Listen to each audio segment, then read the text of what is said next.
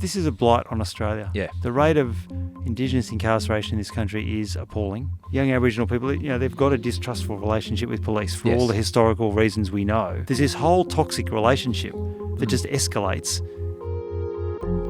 People don't often know who the judges are. Bruce Lehrmann defamation trial, where Justice Michael Lee became sort of this national... He so succinctly made his judgment. He talked about that notion of going back to the lion's den for the hat, and people just went, yeah, that summed it up. Yeah. There's been some really interesting studies done around leniency, because often we see people saying, look, that sentence was too lenient, the judges are out of touch. Yeah. And they've done examples where they've taken ordinary citizens and sat them down and actually briefed them in detail on a case. Yeah. They're usually more lenient than the judges. It's $198,000 a year. Per inmate. Per inmate per year. It's a huge amount of money. I don't think people appreciate the money that goes into keeping someone in custody. That's just being in jail. CCTV cameras catching every movement. It's the same as a politician. We all saw Barnaby Joyce on the footpath in Canberra a few months ago. I do enjoy the Australian sense of humour. I don't know how much you followed that one, but people then went down and chalked out body images on the ground on the footpath. Yeah. It's just near my place. The very nature of the offence is abuse of trust. Yes. They then have to sit there in court and have people turn up and say, this pedophile, they're a good person for all these reasons, and the victim's sitting there going, hang on a second. The I Catch Killers podcast was a fresh start for me, as I left policing behind and started a new life. Over the years, we've laughed together, cried, and shared some powerful moments. Welcome to I Catch Killers. Welcome back to part 2 of my chat with former Greenpeace warrior, state politician, the current Australian Capital Territory Attorney General, Shane Rattenbury. Welcome back, Shane. Thanks very much.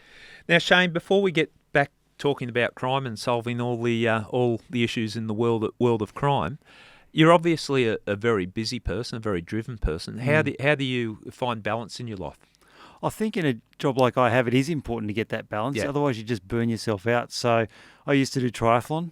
It was a great outlet for me as a young person. Kept me pretty focused as well. And these days I just run. I've got time to do that. Just run marathons, but I believe. I do trail running now. Yeah, it's sort of become a really popular sport in Australia. And so the races are held in beautiful places. The Blue Mountains, national parks, coastal locations. It's a good outlet, and I enjoy the training.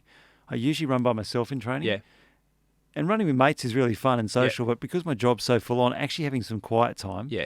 Just think about things. I actually find it very meditative.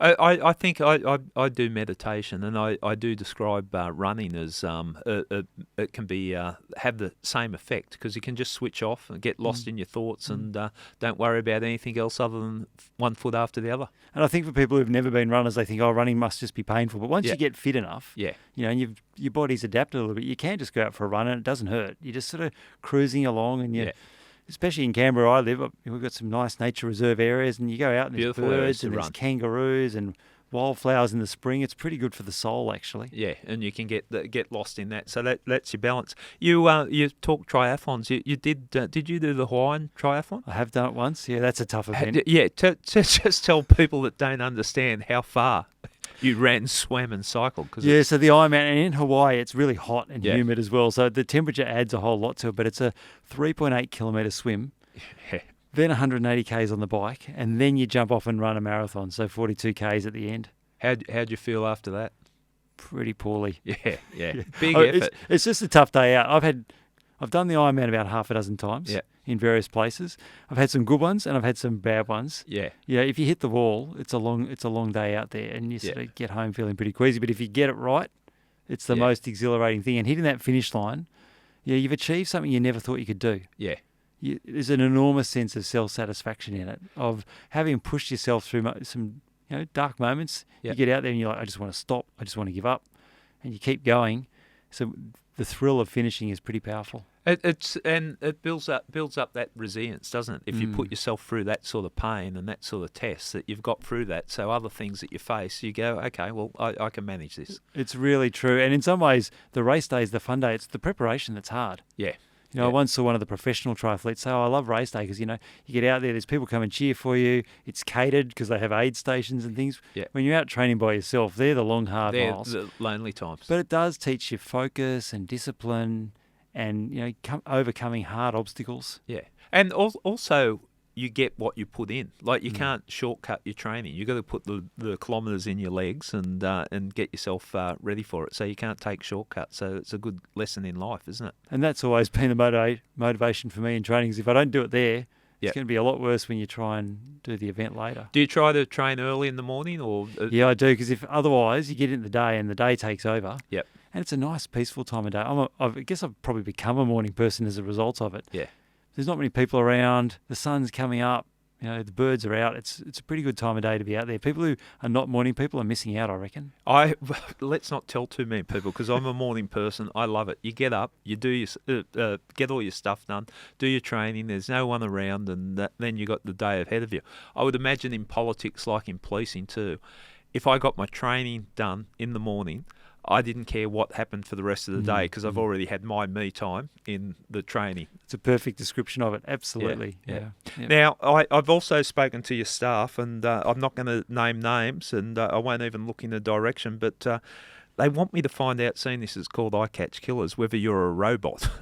Now, I don't know if that's a reflection on how hard you keep your staff going or how hard you work, but how would you answer that if someone said, "Are you a robot?" I hope not. Yeah. No, look, I think I have got an ability to keep at it. Yeah. Because I just find the work so interesting and so motivating, and the ability to make a difference does keep me going. And I think I've got a bit of stamina. I think the endurance sports speak to that. But it's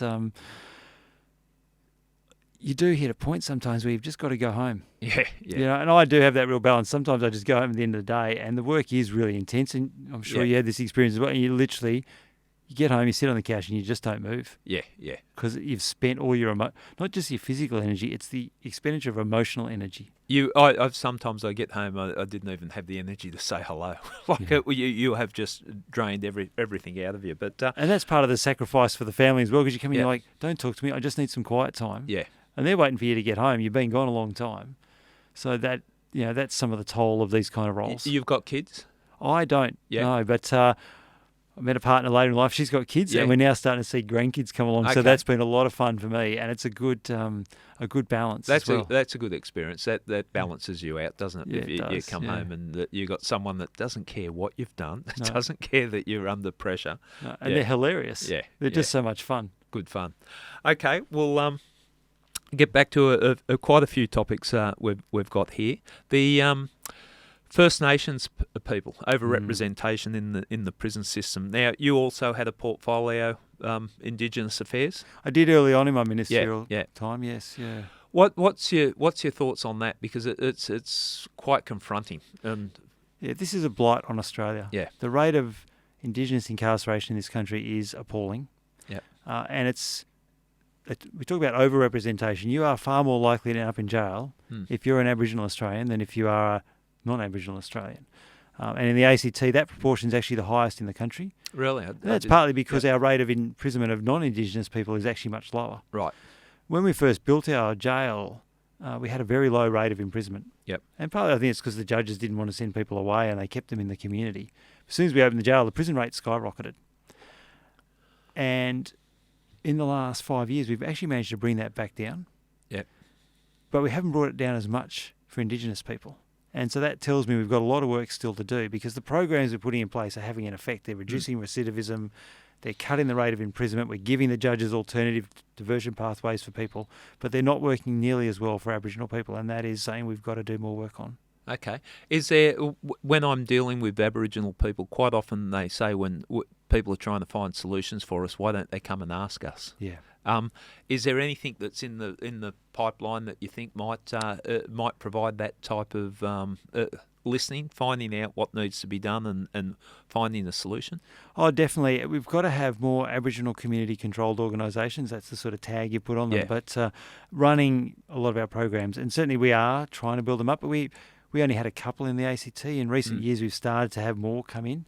They've got some really great ideas on how to support people, because the cultural stuff is so important. It goes right back to the beginning, where young Aboriginal people, they've got a distrustful relationship with police for all the historical reasons we know. That leads to them coming into contact with the justice system more often. They see a police officer, they give them a bit of lip. The police react because they're like, how dare you challenge my authority? We've seen the examples that do get captured sometimes, unfortunately. And so there's this whole toxic relationship that just escalates, and Aboriginal people end up in the system much more than the non-Aboriginal people. Yeah, I don't know what the answer. It's complex, but it's just the ratio of Indigenous people, First Nations people in our prisons. It's sad. Yeah, one thing I'm a little bit proud of is in the ACT in the last sort of 5 years, we've seen nationally the increase in Indigenous people in jail go up by about 10%. Yep. We've cut it by 5%. So stuff's starting to work, but it's still, however, we've got a goal to have the rate of imprisonment of Indigenous people the same as non-Indigenous people by 2031. But we're a long way from it. We've got some hard work to do. Yeah. Okay. Well, it's something that's definitely worth working towards. Another topic I want to talk about, and I found this, I hadn't thought about this, and it's amazing. You work in the field and you think you understand everything, and then this issue was raised. Character references for child sex abusers. It was mentioned to me when I was doing a podcast series called Predatory with Madeline West about the sex offenders. And I think it was Andrew Carpenter, a solicitor from South Australia, talked about character references for pedophiles. And I'm thinking, well, everyone's got a right to have a character reference. You get sense.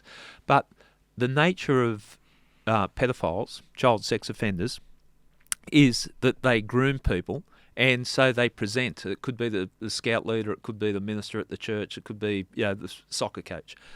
They groom people that they can be trusted, and that's how they prey on the young children. So a character reference coming in when someone's been sentenced for sexually abusing a child is almost like it shouldn't be taken into account. This is my take on it, I'll get yours. Shouldn't be taken into account because it was almost part of the crime in itself that they presented as a fine, upstanding citizen. So any character reference should be discarded. That's my interpretation of it. I know you've raised it in some of the documents I've got. What's your thoughts? Yeah, look, I think it's a really important topic to consider. It came onto my radar because there's some young guys here in New South Wales and one in Canberra who started a campaign about this. So Harrison James has sort of been leading this, and they've made exactly the point you're touching on. Is the very nature of the offence is abuse of trust. Yes. And as young people, the people in their lives who are supposed to look after them have actually preyed on that relationship, that trust, to then abuse them. Yeah. And it comes back to that victim perspective we were talking about earlier. They then have to sit there in court and have people turn up and say, oh, this offender, this pedophile, they're a good person for all these reasons. And the victim's in there going, hang on a second. Yeah, you could see how confronting it would be. Yeah, it's just totally offensive to them. Yeah. So we're having a look at that now, and in light of that advocacy from Harrison and his colleagues, the legal community is sort of trying to bring some nuance. So they're saying we get that argument, but at the same time we also need to think about, well, is there rehabilitative prospects for this person, and how does the court take that into account? And we found ourselves with the Bar Association and Harrison and his colleagues really at loggerheads, and we had a really interesting meeting 2 months ago now where we got them all in a room together. How that would have been interesting. It actually went really well. It was discussion. A real credit. We had the police there. We had some sexual assault services. We had Harrison and his colleagues. We had the Director of Public Prosecutions. And we sat around and said, well, how do we deal with this? Where we make sure that we want to be able to, the court to have all the information, but we deal with this impact on victims. Yeah. We don't have an answer just yet. It is, like so many things in the law, the nuances of it are complex, but it was so powerful to have everyone sit in a room together and hear each other's perspectives and acknowledge the different things and go away with some more ideas. So I've got my department off now, having a think about what the legal answer looks like, and we'll get something done on this. We have to. Okay. I think the fact that you're having discussions, and it is hard to change the laws, but laws need to be changed. We need to evolve. Society changes. Values change, all sorts of things change. The law needs to change as well. Sometimes you've got to drag the legal system along because it's enshrined in legal tradition. And that's a real challenge for me as an Attorney General. Yeah. I am a reformer by nature. I think we should be getting on and making things better, and this is a great example where the world has changed and we understand better the impacts and people have got a voice. But we also need to be mindful of those really important premises in our legal system that make sure that it is fair, justice is done, there is a presumption of innocence, people have a fair trial, all of those really fundamental principles that we want to have how do we reform at the same time? And so that's been a real challenge for me in this role, is wanting to get on and get stuff done, but then having really smart people push back and say, well, there could be some unintended consequences here, and trying to find the nuance and the right way through. Well, there's like I think the law about no body, no parole for people convicted of a murder if the body's not recovered, as in they've obviously pleaded not guilty, being convicted. No body, no parole. I see that. I see the impact when victims of homicide families don't get their loved one back. I see the impact, and I think it's a worthwhile legislation for some. But there's other cases where it won't work, and it makes it makes it very difficult. When I'm never a big believer in one law fits all. I think there needs to be mandatory sentences. Scares the hell out of me because each case should be judged on its own merits. Let's say I know the judges find really hard, because the whole premise of a lot of our legal system is that idea of individualised justice, to recognise the many, many myriad circumstances that come before them. And then you see cases being reported in the press and they get beaten up, and the judges sat there and listened to all this, and they make this really nuanced and thoughtful decision. They're smart people. Yeah, they are smart people. They work their way through it really carefully, and then you get this very simplistic representation in the media at times. Yeah. There's been some really interesting studies done around leniency. Right, okay. Where, because often we see people saying, look, that sentence was too lenient, the judges are out of touch. Yeah. And they've done examples where they've taken ordinary citizens and sat them down and actually briefed them in detail on a case. Yeah. And then asked them what penalty they'd give. Yeah. And it turns out that the people who are just come in and they get all the circumstances and all the pleads and all these kind of things, they're usually more lenient than the judges. They've done studies of people on these things. There's one in Victoria and one in Tasmania. In both cases, the community were more lenient than the judges. That's very interesting, Shane, because I think the perception would be if the community got hold of that, we'd sort this legal system out. We'd give There'd them... be a few lynchings out there. Yeah, exactly. Yeah. But you're quite... Well, that's a very interesting take on it and study. Yeah, because they're objective. They've sat down and measured it, and they've had academics oversee them, and really interesting pieces of work. And look, as you said, and you said judges are smart people. Sometimes I get amazed at what they can absorb in a complex matter and then succinctly summarise what's happened. I don't say I like all the judges, but they are generally pretty smart people. That's why they get there. I was thinking about the recent case in New South Wales, the Bruce Lehrmann defamation trial, where Justice Michael Lee became sort of this national... people don't often know who the judges are, but he so succinctly made his judgment. He talked about that notion of going back to the lion's den for the hat, and people just went, yeah, that summed it up. Yeah. That's... well, we watched all that play out. Were you heavily involved in that, or...? We have been, and that's been a really difficult episode in the ACT, because the trial took place in the ACT. Yeah, high profile. Very high profile, a lot of politics around it. We've had to subsequently have a board of inquiry because there are allegations made by the police and the DPP about each other's conduct. Yep. We then had issues where the head of the board of inquiry gave the report to journalists ahead of giving it to the government. The whole thing has really tested the system in the ACT, and I think exposed some cracks, but also given us some... we've seen where the system works and where we might need to make some more reform. Well, I think if mistakes have made, if the thing is...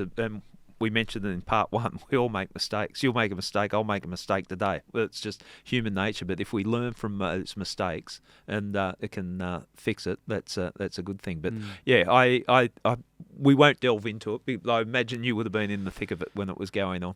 Yeah, obviously not in the actual trial itself, but the many, many things that have flowed onwards. Yes, I've had to, as the Attorney General, as the first law officer, as we talked about in the first episode, take responsibility for some of these things and try and pick our way through, sort them out. Our Director of Public Prosecutions lost his job, and then there's all the fallout of recruiting a new one in a really political environment and all those sort of things. It's been very challenging. Okay. Electronic monitoring.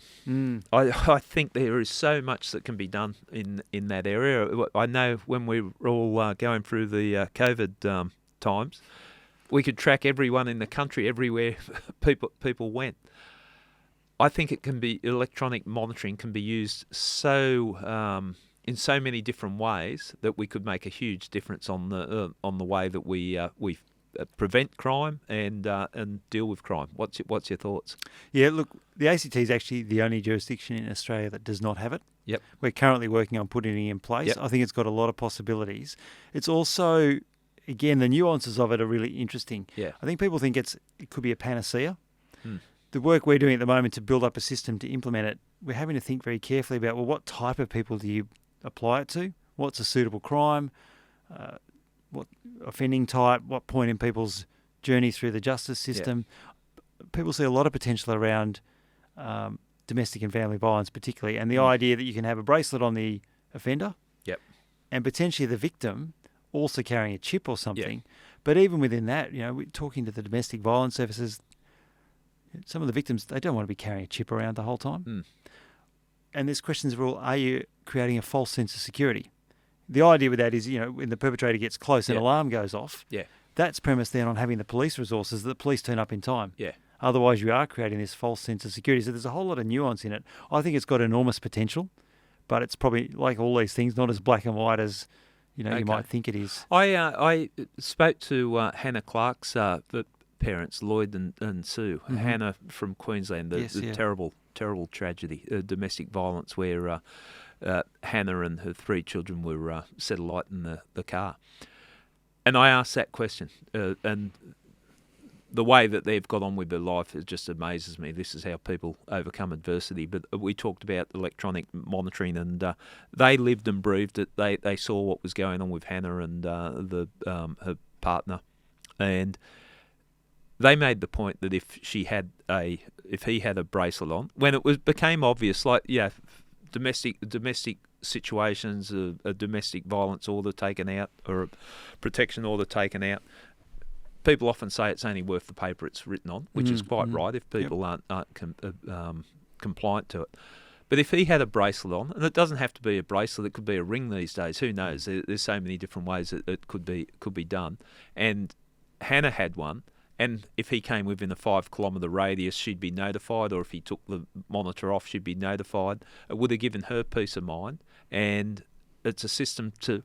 I think it's something that really we should push. I think it's a way of giving comfort to the victims, and I take on board what you're saying, that the victim mightn't necessarily want to wear something that's tracking all their movements. But they should have that choice, I think, is the point. Have that choice. And I've also had people say, well, it's resource intensive and all that, but that's where I wind it back to, well, during COVID we seem to work out how to monitor people's movements.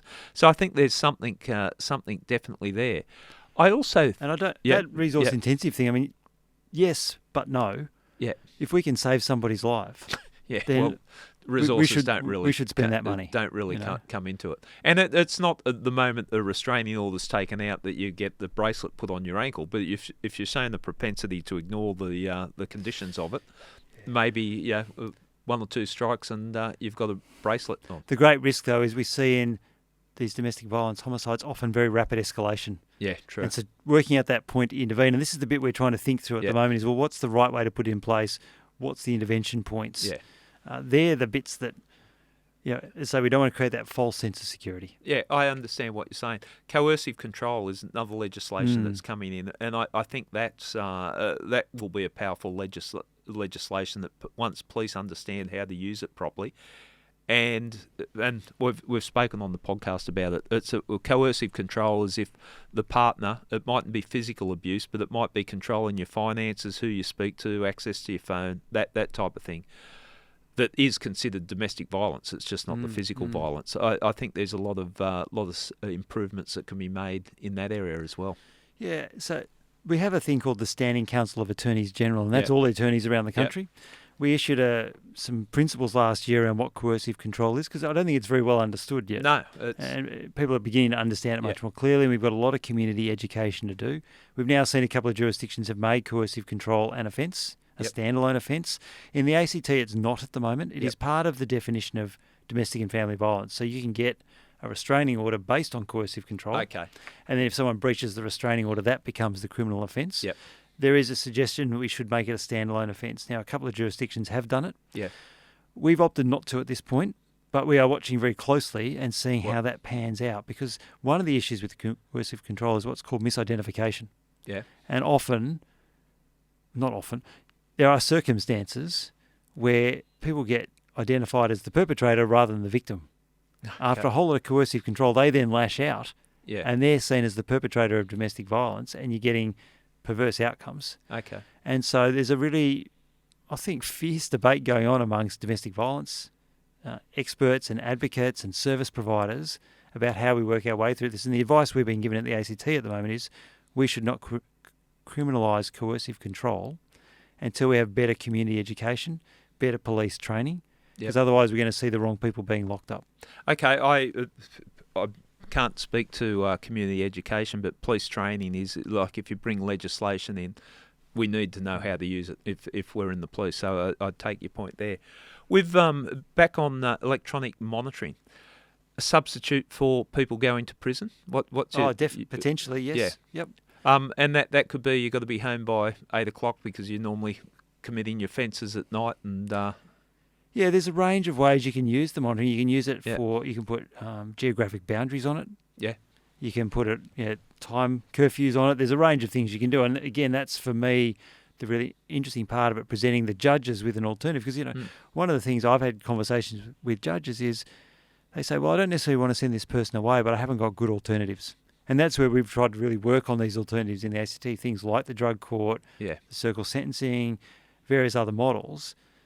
Because the judge is sitting there thinking, well, I've got to do something to this person. There's got to be accountability. There's got to be some punishment. There's got to be time to learn their lesson, whatever the thinking is. But that can look like many different things. Yeah, I think we've got to start looking at that way of approaching it, and there can be a lot of positives that come from that. And put the restrictions, so protect the community if that's one of the risks, but also put the restrictions on the person so they don't fall back into old habits. And particularly interesting for female offenders, we know that women, of course, have much more family responsibility. If they go to jail, it has a much bigger impact on the family because they so often are the primary caregiver in a household. They keep the household together. If we can have a female detainee at home with the ankle bracelet rather than in custody, likely the kids are going to be a lot better off. The household's going to be running better. I don't want to get into gender stereotypes here, but this is the reality of many households in our country. I think we don't fully appreciate, whenever we're talking about prisons, the conversation tends to go towards male inmates, and we do have a lot of female inmates as well. But I understand what you're saying, taking away from the family, that the impact it's going to have if you send a woman that's the primary carer for the children at home. You've disrupted these kids and possibly set them on a path that they're going to follow their mother. Yeah, because they'll potentially have to go into foster care and all the other things that, the disruptions that happen in a kid's life. Whereas if that mother can serve her sentence at home, but subject to a curfew or subject to various other restrictions, that family unit's going to be, in many cases, a lot better off. Keeping people out of prison too, from a financial perspective, like. How much does it cost? Are you aware how much it costs to keep an inmate in prison for a year? Yeah, roughly? We've just got some new data in the ACT. It's $198,000 a year, give or take a little bit. Per inmate? Per inmate, per year. It's a huge amount of money. And you think about the things we could do alternatively with that money, particularly in investing in the services that will actually break that cycle of crime that we've been talking about. There's actually a really economically rational case. If you just want to be a bean counter... These measures make sense. We've just done an evaluation of the drug and alcohol court that I was speaking about earlier. It was done by KPMG. So again, it's been done by your hard-headed accountant types. And they've come back and said it's saving us more money than it's costing us to run it. Imagine, okay, what you could do with that type of money invested in someone pointing them in the right direction. Yep. It's. I think if people understood that, I don't think people fully appreciate the money that goes into keeping someone in custody. Yeah, and that cost that I just gave you, the $198. That's just being in jail. Yeah. You've got all the other steps, the police costs for investigations, the cost of the court system, and all the things that go around that. Let alone the cost of the impact on victims. Yeah. Now that's saying you can't. That's way harder to put a dollar figure on. It's not about the dollar figure, but if you stack up the costs, there's the ones we can measure, and then there's the immeasurable costs that are actually perhaps the most important ones. A lot of food for thought there, isn't there? Definitely. It's what keeps me awake at night at times, I can assure you. Don't know, but it's also what motivates you to go for a run. Yeah, what motivates you to get back into it, though, because you can get, if we can make these changes, But when we break it down, it's exciting what can be done, potentially can be done. And and it's good that you come back with the complexities of it, because everything's not black and white. When we're going, oh, this is simple. There's always other little nuances there that make it a little bit more difficult. Lived experience, former prisoners. You talk about that, people that have got out of prison or gone down a path, being employed or doing something to help other people because they've got that lived experience and they can explain that. I am a big believer in that. I've had some very impressive people here that have had a horrific criminal record, but I know if they went and spoke to kids that were heading off in the direction, or even adult inmates, there'd be some respect, and then they would listen to what they've got to say. What's your thoughts there? I think there's a lot of potential here, and I've seen an example recently, the Justice Reform Initiative run by Mindy Satiri. Yeah, a great friend of the podcast. Yes, they've got a lived experience speaker program, and they've just started it in the ACT. Yep. We recently had an event talking about justice reinvestment, and one of the members of that program came along. Actually, two of them came along. Yeah.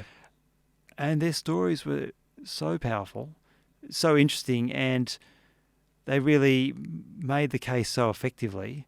We had one fellow there, he'd been in and out of custody for years. He'd started drinking and taking drugs at a really young age, and he told his whole story about how he progressed through the system. And he said it wasn't until he got put into the drug and alcohol court that he started. And he said, when I went into it, I was real cynical. He said, I'd seen it all. He was only 30, but he'd had 15 years in and out of the system, half his life. And he said, but I went into this drug, and he said, I was sceptical at the start. I didn't reckon it was going to work, but it did. And he was standing there, really nicely dressed, looking very sharp, telling us about how he's back with his girlfriend now. He was studying. He had career goals that he wanted to achieve. So that lived experience tale can be, and it can also inspire others.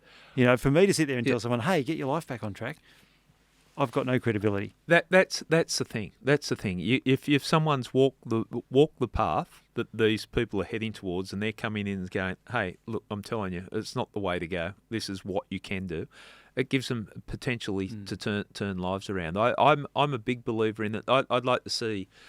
I'm not just talking the ACT. I think across the board, like people that have been to prison, working back in the prisons, or working with people after they've got out of prison and help pointing them in the right direction. And we've got some great peer workers out there in some of our services in the ACT, and the drug and alcohol services. Again, people who've been down the path of having addiction, when they talk to someone else, there's a real solidarity, a sense of it's truer to them. And that credibility. What's your thoughts on, like we've talked of what goes on in prison? When people are released from prison, that's that danger period and finding employment, doing something worthwhile. What's your thoughts there? Because I think we can look in isolation what happens in prison, but it's what they come into when they come out of prison quite often dictates whether they're going to go back inside. No, you're spot on. It's such a critical time. It's this real fork in the road. You come out. Yeah. Do you go back to your mate's place, start taking drugs with them and doing all the things? Yeah. Or do you go down a different path? We started a program in the ACT called Justice Housing. And part of the reason we did that was because one reason people weren't even getting parole was because they didn't have a stable address to go to, for all the reasons. Yeah. They'd lost their tenancy, family didn't want to see them, their relationship had broken down because they were in custody. And so we've actually created dedicated properties where when you come out, you're entitled to go into these, for sort of up to 3-5 months, this kind of time period. Not a long-term home, but a sort of a landing pad. The service providers come in, so we know where people are, even though they've been released and they're free to do their thing. They've got a landing pad where they can start to rebuild their lives from practical measures like that, help people in that fork in the road. Having somewhere stable to live is such a powerful starting point. How have you found that play out? It's gone really well. Again, we've just evaluated. We are evaluating all these things, so I can make the case to Treasury, because that's how government works. They've got to make the case to Treasury to keep investing in these things. Yeah. And the evaluation has come back on this, again, really positively, showing that it's giving people that platform to build from. Yeah. Well, again, I just keep repeating myself, but it just makes sense. If a system's not working, if we acknowledge we've got this high recidivism rate, we've got to change something. The other area that I think is really interesting to talk about is mental health. Oh, I was also the mental health minister for a while I was corrections minister. So it's some really interesting crossovers. In the ACT, we've only got 8 or 9 ministers and we cover a whole gamut of things. So we've always got multiple portfolios, but it gives you some opportunities to cross them over. Have a look. The police in the ACT are telling us now that 30 to 40% of their call-outs are mental health related. Yeah. And having frankly, a police officer turn up to a mental health crisis is not the best way to approach it. And the police they'll be the first ones to say that. Yeah. So we've been able to do some really interesting things. One of the ones we created was a model called PACER. It's a Police Ambulance Clinician Emergency Response is what it stands for. And we've created these little teams, and it's a model we got from the UK. We didn't invent it. Others are doing it. But you've got when the call comes in, you've got a car that goes out, and it's got a police officer in it, paramedic, and a mental health clinician. Because they're the 3 things you need in that environment. And most times and ideally, the mental health clinician will take the lead because that's their skill set. Well, with police turning up, quite often it can confront in a mental health episode or incident where police turn up in their uniforms. It escalates. It escalates, yeah. So in this environment, the mental health will go the lead. But if it turns violent, you've got the police officer there with the skills, the training and the equipment to potentially intervene in that. And so often a mental health incident involves physical harm, someone self-harming or whatever. The paramedics there as well. And so it proves to be this really effective different model. And it means people are not ending up in the emergency department. They're getting treatment at their home, maybe where they're comfortable. Again, it's a different way of thinking about things. And the police love it. I'm looking at it from a former police officer. I think that'd be fantastic. I've gone in the car with these guys at times, under lights. Because they and that's part of having the police officer. They've got the skills to drive under lights to get there urgently. And it's almost a love-in. You sit in the car chatting to the staff and they're like, this is such a great model. We so love working like this because, it brings a different way of thinking to how to deal with what is a crisis situation that police are not the best equipped for. The police will sit there and say, I don't have mental health training. That's not my gig. Yeah. And look, we've had situations and jobs that I've been involved in where there's been mental health issues, and if someone's been shot and killed, one of the ones I did prior to leaving the police, Courtney Toppich, that was having a mental health episode, and the police turned up and she was shot and killed. She was carrying a knife, shot and killed within 45 seconds, I think it was. It just escalated. And on the back of that, the inquest, there was a lot of recommendations came in about need for training police in mental health issues and that. But that's what you've described is taking it to another level and having a dedicated practitioner there with the police when they're responding. And I know police don't like responding to mental health issues. I can remember it from my early days, from years gone by, and I think there was a lot less when I was in uniform than there is today. And it's not the type of job you want to go to. No, police have been trained to do all sorts of other things. Yeah. They're not trained mental health clinicians. We could free up a lot of police resources. There's always a debate about, and we're having one at the moment in the ACT, are there enough police? Yeah. Well, if we could take this 30 or 40% of call-outs out of the police's responsibility or, some police responsibility in these PACER teams, bit of both. Yeah. That's a whole lot of police resources to focus on the things police really should be doing. Yeah, I think I've earned the right to comment on policing, but there's so many things that we should be doing and other things that we get allocated to do that really shouldn't fit in that role of a police officer. So if you're doing that, well, there are a lot of different things you're working on. So is this? Do you have a vision where this is going to go? Where all the different things that you working towards? I think what I'd really love to see is this notion of justice reinvestment embedded into government policy. Yeah. That sense of spend the money up front to try and avoid the crime rather than just building bigger and bigger prisons. Okay. As we've talked about, prisons are expensive. They're not great places to be. The cycle of crime continues. Having a more nuanced and thoughtful conversation about how to tackle crime, that's my goal. Delving into politics, do you think it needs, when you're talking issues like this, can it be capable of having a bipartisan approach if a system needs to come in? It is possible. Yeah. You look at something like the Justice Reform Initiative, which is a great model here in Australia, and there's some terrific people involved in that. It's people from both sides of politics, all sides of politics, ex-police, ex-judges, people who know about it. It says to me there is scope there to build this up and to have good people come forward and say there's a better way to do it. Yeah. So, okay, we can get that possibly all working together towards it. Well, bringing it back to what we were talking about very early in the piece, that these election, if you've got an election coming up. Yeah, just a few weeks away now. Yep.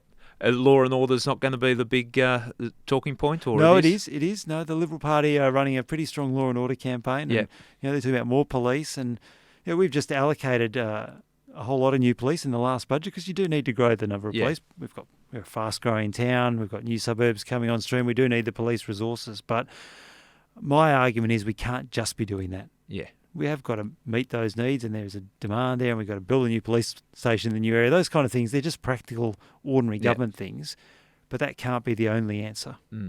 I think one of the biggest things, and a little bit off topic for what we've been focusing on, but one of the biggest things, the problem policing have got across the country, is we can't attract people to policing.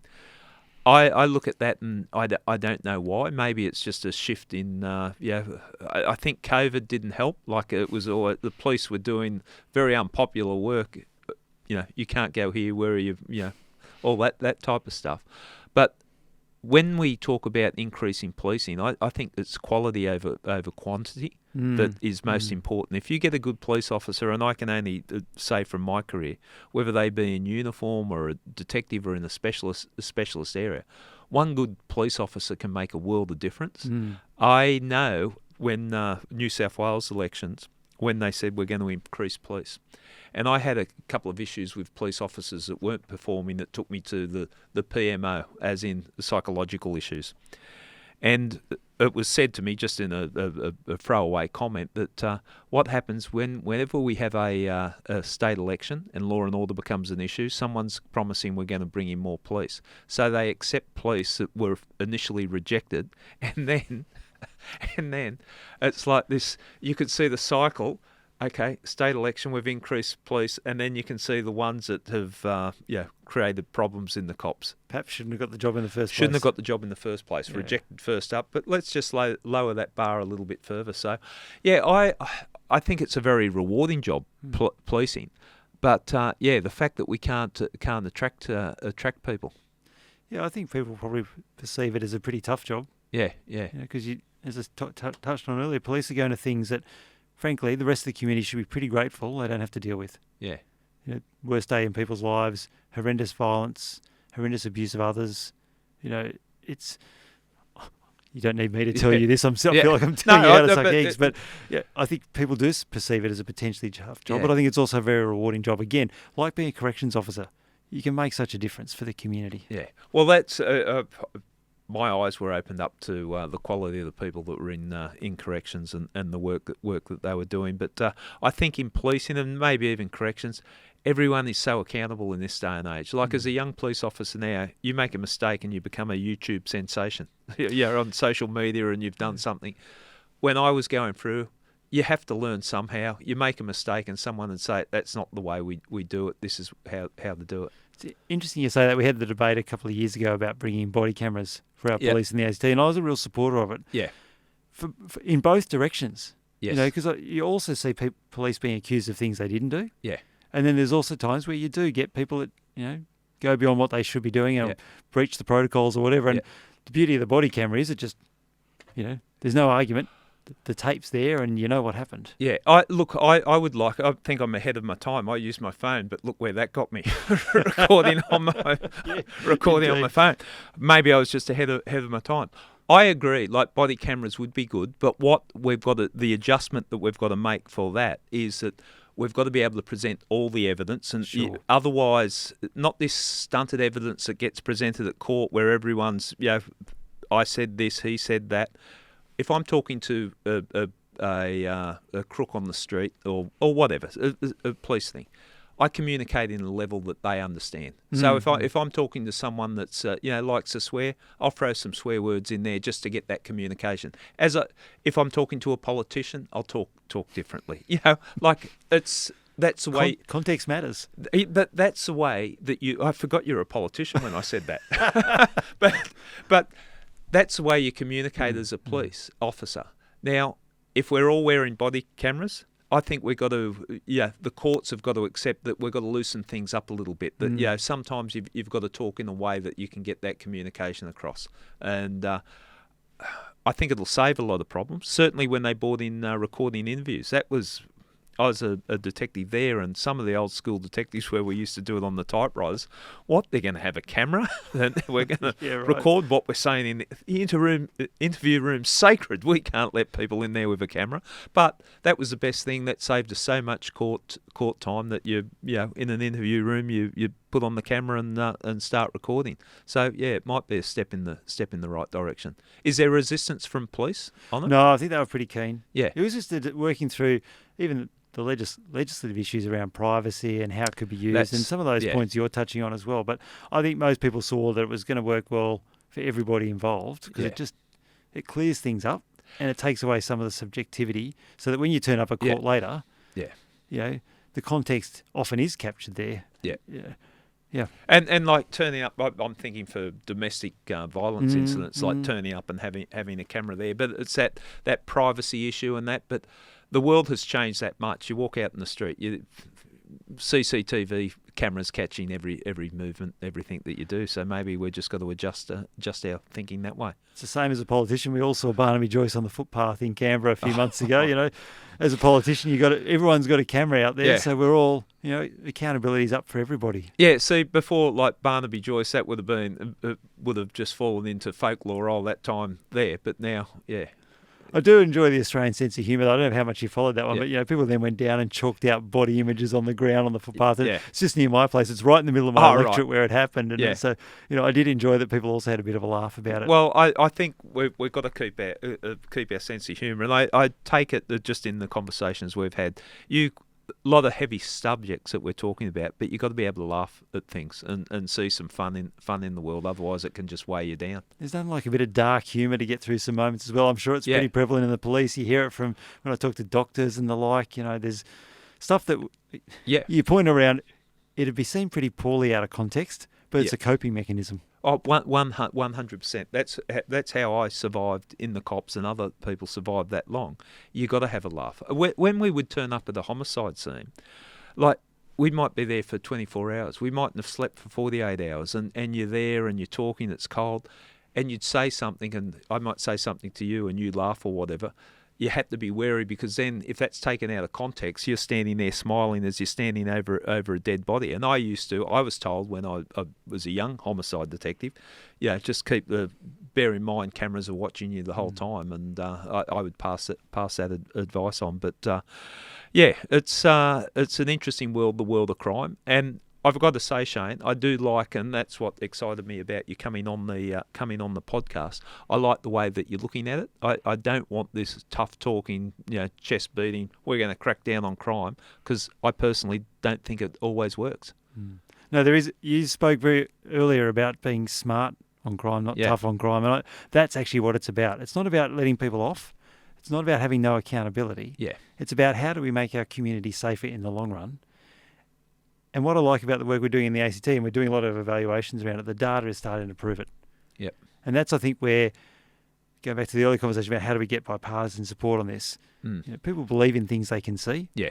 You show them the figures and how it works. Show them what's possible, and I reckon most people will get on board that, that's the beauty of doing something like today where we get a chance to talk about it. People listen in, they hear some different takes to perhaps what they've heard before. Yeah. It's a slow journey, but I think we can build it up into a different way of doing it. Well, having that discussion, that's why I like to talk about these things. I catch killers. We could just go down a dark hole every week, but people get sick of it.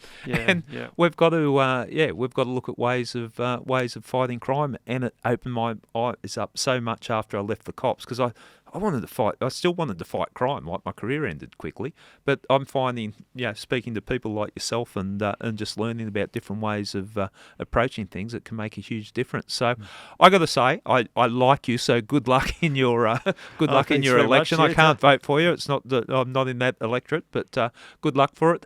If things go well for you, where do you see your future? You're staying in politics? You've still got the energy for it? As I said, you've got to commit for the whole term when you sign up. So we have 4-year terms in the ACT. So I'd love to be the attorney again. I think it's there's a lot of work still to be done in this space. I feel like we're still bedding it down. And there's really interesting research coming out all the time. There's new ways of doing it. We spoke earlier about bringing more Aboriginal controlled organisations in. So there's a lot of unfinished business there. The fire is definitely in the belly to get on with it. Yeah, well, good on you, and it's nice to have a chat to someone that's in there that can make a difference. So, thank you so much for coming on I Catch Killers. It's been great to be here. Thanks a lot. Cheers. I found it a real privilege to sit down and have a discussion on I Catch Killers with a current Attorney General. It's the highest law officer in the state, and what I liked about Shane was his attitude to fixing the problem of crime, thinking outside the square a little bit, and I like his ideas. And for a politician, I've got to say, I quite like him.